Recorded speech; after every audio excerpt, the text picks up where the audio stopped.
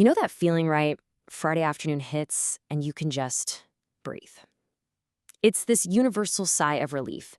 It feels like we are all just hardwired with this deep, deep need for rest, a real break from all the work and the weight of the week.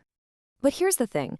Even on a perfect Saturday, isn't there that little voice in the back of your head, the one that whispers, Monday is coming. The work is going to start all over again. And that's exactly why our rest is never really complete, is it? We're kind of stuck in this cycle of perpetual unrest, always bracing for the next thing. You know, according to the Bible, this wasn't the original blueprint. The pattern in Genesis was super simple.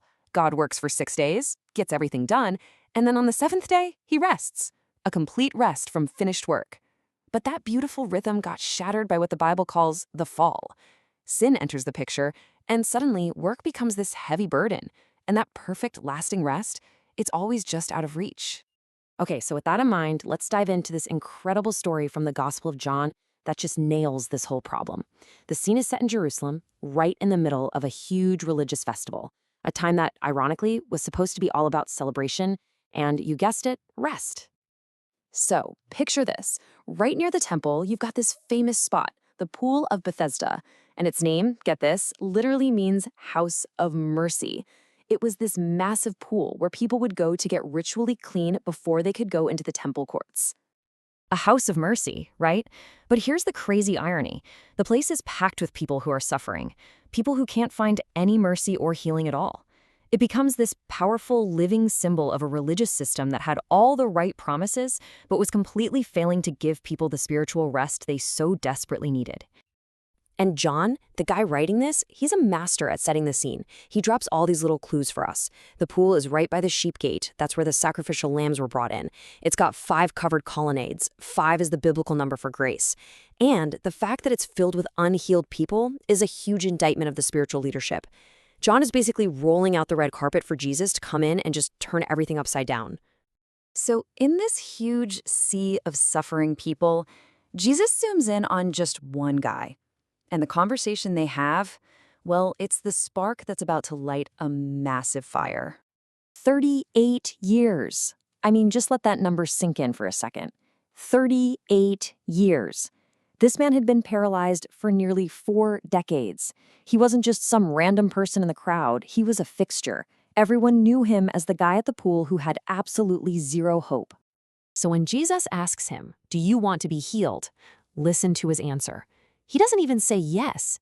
He just starts explaining this broken system he's trapped in. The local superstition was that an angel would stir the water, and only the first person to get in would be healed. It was this cutthroat me-first system, where the weakest person, the one who needed it most, was guaranteed to lose every single time. And Jesus, he just completely ignores that whole messed up system. He doesn't offer to help him win the race. He just speaks. 3 simple commands, and boom. 38 years of sickness, gone, in an instant. Can you imagine the scene? This guy, known by everyone for being paralyzed, is suddenly up and walking around, carrying his bedroll. This should be a city-wide party. But there was one little detail about that day that turned this incredible miracle into a crime. And this is where we get to the heart of the whole conflict. The religious leaders see this mind-blowing miracle, but their focus isn't on the man who was just healed. Nope, it's on the broken rule. In their book, carrying a sleeping mat was considered work, and that was absolutely forbidden on the Sabbath, the day of rest. So you have to ask, why the big deal about carrying a bed? It seems so minor, right? Well, this is actually the key to unlocking the whole story. Jesus is using this one little act to completely redefine what the Sabbath is all about. Let's just break this down. What's a bed for? It's for resting. So when Jesus tells this guy to pick up his bed, his personal symbol of rest, on the official day of rest, whoa, that is a statement. He's publicly declaring that the old way of finding rest is officially over. So what's happening here is this huge transfer. The man gets healed by Jesus. Then he's told to carry his old symbol of rest. And in that one moment, the whole idea of rest is being lifted off of a day of the week, the Sabbath, and off of a physical object, the bed. And it's being placed entirely onto a person, Jesus himself. So when the religious leaders confront Jesus about this, he doesn't try to defend himself using their rule book. Instead, he just drops this absolute bombshell. He basically says, "My Father is working, and so am I," putting his work on the exact same level as God the Father's. And that's it. That's the moment everything explodes. For the religious leaders, this was no longer about breaking the Sabbath. Not even close. Jesus had just crossed the ultimate line. He was claiming to be equal with God. And in their minds, that was blasphemy, a crime punishable by death. All right, so let's zoom out and see how this all points to the real endgame. Because as amazing as the physical healing was, it was really just a signpost. It was pointing to a much deeper, more profound spiritual reality. Later on, Jesus actually finds the man again in the temple, and his instruction reveals the true goal of the miracle. He tells him to sin no more. See, the point was never just about fixing his legs. It was about healing his soul.